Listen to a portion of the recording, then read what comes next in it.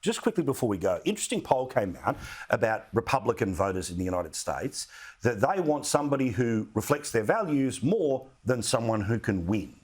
This couldn't be a better recipe for the Democrats because they're able to turn around and say, that bag of crazy, not interested in, and just as they did in 20, just as they did in 22, they're going to be able to make something of that. Now, I'm fully fluent in MAGA. I understand what it's about, why it's there, what the screed is, why people want to yell back at the system.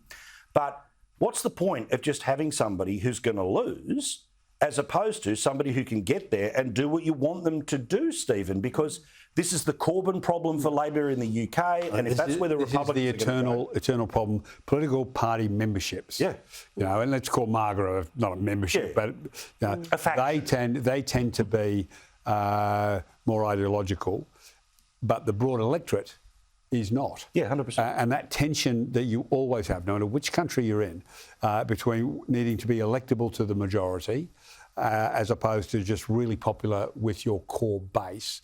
That's the political challenge. And in America, as you said, that poll says Donald Trump is going to win the primary. Well, and this is the thing, because that's what explained here is that he doesn't need 50 plus one. He just needs one vote more than anyone else. And the way that a lot of the states work is winner takes all. So on current polling, it's about 40 to 45% for Trump, depending on where you are. DeSantis, well, maybe between 25 and 35 at the moment. And I reckon, given that poll, given that number, I reckon the chances are getting stronger by the day DeSantis doesn't run.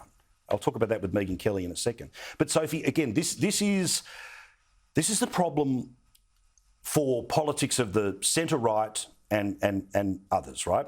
Which is, say, in Australia, if you want to be the hardcore super lefty, you can vote Greens. But then you know that Greens light is Labor, and that'll eventually get you to 50 plus one, and eventually you'll get someone in power that you can, at the very least, influence, let alone be that person.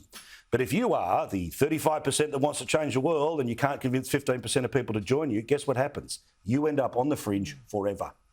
But isn't this the issue that, at least with the left, and I will say this with Albo since he's got into office, he's doing what he stands for. We know what he stands for. The Conservatives, what did Scott Morrison stand for before the election? What do the Conservatives stand for at the moment? This is a problem with the Liberal Party all across the country. And I think Conservatives out there are really going, where do we go now? Do we go to One Nation? Well, where are we going to vote? Well, we're going to see that in New South Wales. I think you're going to see a lot of that. But also, it is a question worth talking about over lunches, over dinners, over barbecues, which is, do you want the purity that you demand, or do you want something that's going to end up to win an election? All right, which means sometimes it's going to be a watered-down version of the purity that you may well want, which means as soon as you start setting purity tests for people, guess what? You're going to fail them, you'll fail the electorate, you end up on the outside. Gang, thank you very much. Thanks for the costume change. It was very nice.